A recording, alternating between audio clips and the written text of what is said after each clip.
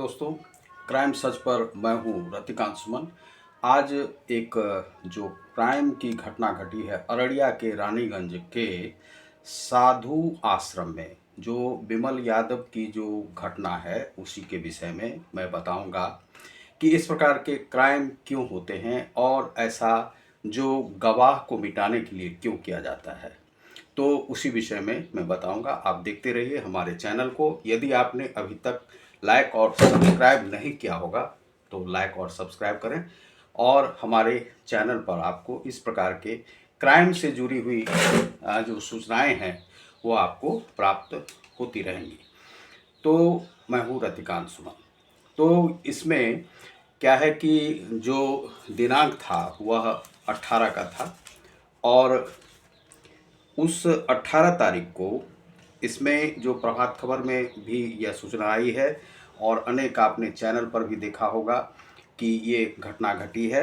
और जो अररिया के रानीगंज निवासी पत्रकार बिमल यादव की जो प्रभात खबर में है उतना विश्लेषण नहीं दिया है, और दूसरा जो है सो थोड़ा सा विश्लेषण जो है दैनिक भास्कर में कुछ सही है। तो क्राइम सच में वही मैं आज बताने जा रहा हूँ कि यह बिमल यादव नाम का जो व्यक्ति था वह एक अखबार में वह कार्यकर्ता था, और वह पिछले कुछ वर्ष पूर्व उसके एक भाई थे गब्बू यादव, जो कि एक सरपंच के पद पर थे, और उनकी जो है हत्या कर दी गई थी कुछ बदमाशों के द्वारा। जो स्थानीय जो बदमाश थे उनके द्वारा उनकी हत्या कर दी गई थी। अब गवाही चल रही थी। गवाही में यह अंतिम बयान जो है यह पप्पू जी का, यानी कि जो बिमल यादव हैं उनका होने वाला था।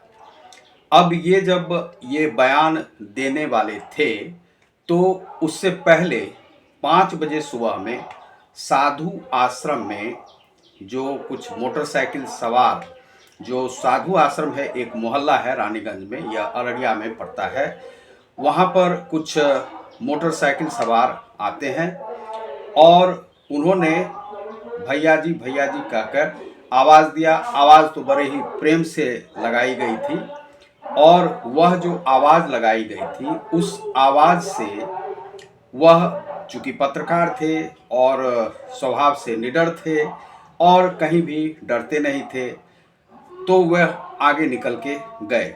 आगे निकल के जैसे ही दरवाजे से बाहर जाते हैं कि उन्हें वहाँ पर गोली मार दी जाती है। गोली लगने के बाद वे तड़प कर नीचे की ओर गिर जाते हैं, और फिर अपनी जैसा कि उनकी पत्नी बताती है कि पत्नी के पास जैसे ही वे आते हैं तो पत्नी को वह कहते हैं कि मुझे मार दिया मार दिया मार दिया, मार दल को मार दल को मार दल को। यह जो है लोकल भाषा है अररिया का, उसमें जो है उनकी पत्नी को बताया जाता है, और वह पत्नी जो है देखती रह जाती है। उसके बाद वह गिर जाते हैं। गिरने के बाद उन्हें अस्पताल, जो स्थानीय अस्पताल है वहाँ पर लेके जाया जाता है, लेकिन लेकर के जाने के बाद भी वे बच नहीं पाते हैं और उनकी मृत्यु हो जाती है। कहा जाता है कि उनकी मृत्यु वहीं पर गोली लगने के बाद, चूँकि छाती में ही उन्हें गोली मारी गई थी, और वे मर जाते हैं। अब यह जो मृत्यु है वह चूँकि बहुत ज़्यादा उम्र के थे नहीं, और उनकी जो है सो उनके भाई की भी हत्या इसी प्रकार से की गई थी। अब यह है कि जो मारने वाला भी जो व्यक्ति है, जो एक यादव ही परिवार से वह भी है। तो हम देखते हैं कि जो दैनिक भास्कर में वह कहा गया है कि रूपेश यादव, बेलसारा गांव के रूपेश यादव 2019 को उसके घर के समीप ही गोली मारकर हत्या कर दी गई थी। इस मामले में बेलसारा गांव के रूपेश यादव सहित आधा दर्जन लोगों को आरोपी बनाया गया था। रूपेश फिलहाल सुपौल जेल में बंद है। सरपंच की हत्या मामले में ट्रायल चल रहा है। सोमवार को अंतिम गवाही बिमल यादव की होनी थी। बिमल की हत्या को भी इसी कड़ी से जोड़कर देखा जा रहा है, लेकिन वहाँ की जो लोकल पुलिस है वह पुलिस का कहना है कि यह जो है आपसी रंजिश में यह हत्या हुई है, और कुछ लोग यह भी मान रहे हैं कि गवाही को मिटाने के लिए ऐसा किया गया। अब यह है कि ये इस प्रकार के क्राइम जो है देश भर में होते रहते हैं और पत्रकार तो काफ़ी असुरक्षित होते ही हैं और इस प्रकार से पत्रकार रहते हैं। मैं बनारस में था, तो बनारस में वहाँ पर एक पत्रकार आए थे, कोई सिंह जी थे। तो मैं वहाँ पर नया नया गया हुआ था, तो कहा गया कि जो वह आए 2-3 दिन के बाद, तो मिला हमसे, तो उनको कोई तवज्जो नहीं दी गई। उन्हें 2 गार्ड मिला हुआ था, पेट में उन्हें गोली लगी हुई थी। तो उन्होंने बताया कि संध्या काल में कुछ लोग आए हमारे पास और उन लोगों ने हमें कहा कि जो है यह रिपोर्ट है कि एक पत्रकार को संध्या काल में गोली मार दी गई। यह कहते हुए वे लिखना शुरू किया था, अंधेरा था और डिबरी में जो है सो वह लिख रहे थे और लिखते हुए ही उन्हें जो है 2 गोली उनके पेट में मार दी जाती है। वे हॉस्पिटलाइज होते हैं और हॉस्पिटलाइज होने के बाद मरने के कगार से वे बच जाते हैं, लेकिन उन्होंने कहा कि बहुत सारे पत्रकार भी उन्हें देखने के लिए नहीं आए। और वे जो पत्रकार थे, वे चूंकि एक जो होटल था, उस होटल में गोकसी गाय का मीट बनाकर खिलाया जाता था, उन्होंने वह तस्वीर ली थी और वह समाचार को छाप दिया था स्वतंत्र भारत अखबार में। मैं 3-4 महीने ही रह पाया था वहाँ पर और उस समय में मुझे फिर दिल्ली के लिए, चूँकि मैं चाह रहा था कि कुछ कंपटीशन दे दूँ, लेकिन आर्थिक स्थिति हमारी उतनी अच्छी नहीं थी, नहीं दे पाए। इस प्रकार से पत्रकारों पर काफ़ी हमले होते रहते हैं। इसी प्रकार की यह भी घटना है कि उनके ऊपर हमला हुआ, हमला होने के बाद वे मारे जाते हैं। अब ये मारने वाले जो वह भी यादव है, यह भी यादव है।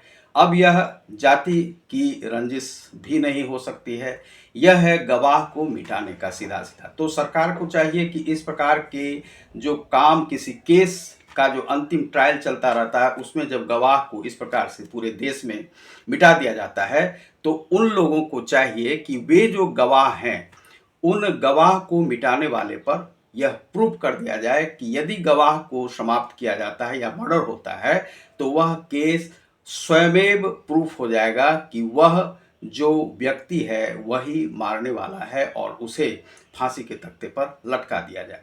इस प्रकार का एक कानून जरूर ही परिवर्तित होना चाहिए, क्योंकि गवाह की जो मृत्यु है वह हो जाती है, चाहे उस पर पॉलिटिकल दबाव रहे। पॉलिटिकल जो क्रिमिनल्स हैं वे उन्हें गवाह को जरूर ही मिटाने का प्रयास करते हैं। और बिहार में तो क्या है कि चाहे जिस भी जाति के लोग हों, वह इस प्रकार से गवाह को मिटा देते हैं। तो यहाँ पर भी यही हुआ है कि जो विमल यादव है, विमल यादव के गवाही को, जो अंतिम वहाँ पर गवाही होनी थी, और ये जितने भी आधा दर्जन से ज़्यादा लोग थे, उन सभी को जेल की सलाखों में रहना होता। हो सकता था कि फांसी की भी सज़ा होती, चाहे रूपेश यादव हो या कुछ भी। लेकिन ये लोग समझ नहीं पाते हैं, क्राइम करते हैं, क्राइम करने के बाद जेल में होते हैं। जो सज्जन व्यक्ति होता है वही व्यक्ति कोर्ट या कानून के तहत जाता है, तो यह एक सज्जन ही व्यक्ति होंगे जो कि कोर्ट पर भरोसा करके कि हम इस प्रकार से कर पाएंगे और उसी लड़ाई झगड़े में ये पत्रकारिता ही कर पाए, कोई नौकरी आदि नहीं कर पाए, और इस प्रकार से वह एक सज्जन ही व्यक्ति होंगे और विमल यादव की हत्या कर दी जाती है। अब उनकी पत्नी है और पत्नी जो है वह उन्होंने बताया कि उन्होंने कहा कि मार दिया। अब यह जो अंतिम उनका वाक्य था, इस प्रकार से वे मारे गए हैं। यही है कि जो रूपेश यादव है, जो 2019 में जो उनकी उनके भाई की हत्या हुई थी, उसमें वे जो है जेल में हैं। और जो बाहर होंगे या जो उनके जो सुपारी किलर हैं, उनके द्वारा उनकी हत्या करवा दी गई विमल यादव की। और यह है कि एक पत्रकार के मारे जाने की सूचना है, दूसरा है कि एक गवाह के मारे जाने की सूचना है, तीसरा है कि एक सज्जन पुरुष के मारे जाने की सूचना है। तो इस पर सरकार को जरूर ही संज्ञान लेना चाहिए। तो यह आप देख रहे हैं क्राइम सच में। अब इस प्रकार की जो हत्याएं होती हैं, जो गवाह को मारने की या पत्रकार को मारने की, तो पत्रकार तो वैसे भी निरीह प्राणी है, उसे ना तो पुलिस से प्रोटेक्शन मिलता है, ना कहीं भी प्रोटेक्शन मिल पाता है, और उस पर जो है समाज का भी दबाव रहता है, समाज भी उसके विरुद्ध ही रहता है, क्योंकि वह सूचना लेकर के आता है, उसके साथ कोई नहीं होता, ना सरकार खड़ा होता है।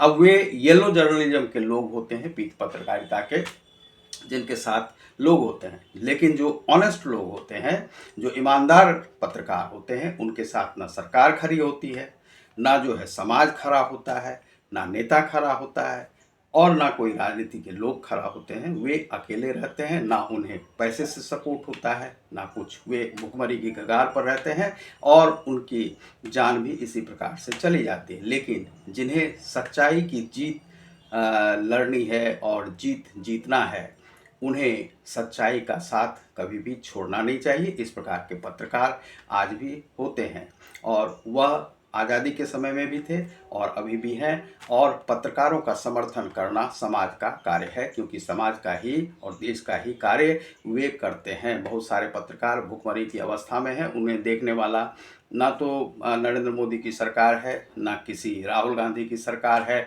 ना बिहार में जो है नीतीश कुमार की सरकार है, ना तेजस्वी यादव की सरकार है, ना जो है वहाँ पर बाबा जी की सरकार है, ना हिमाचल में सरकार है, ना जो है सो केजरीवाल है। कोई भी पत्रकारों का समर्थन कोई नहीं करता है।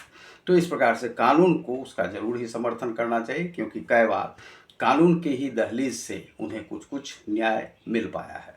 तो आप देख रहे हैं क्राइम सच को। बहुत बहुत धन्यवाद। नमस्कार।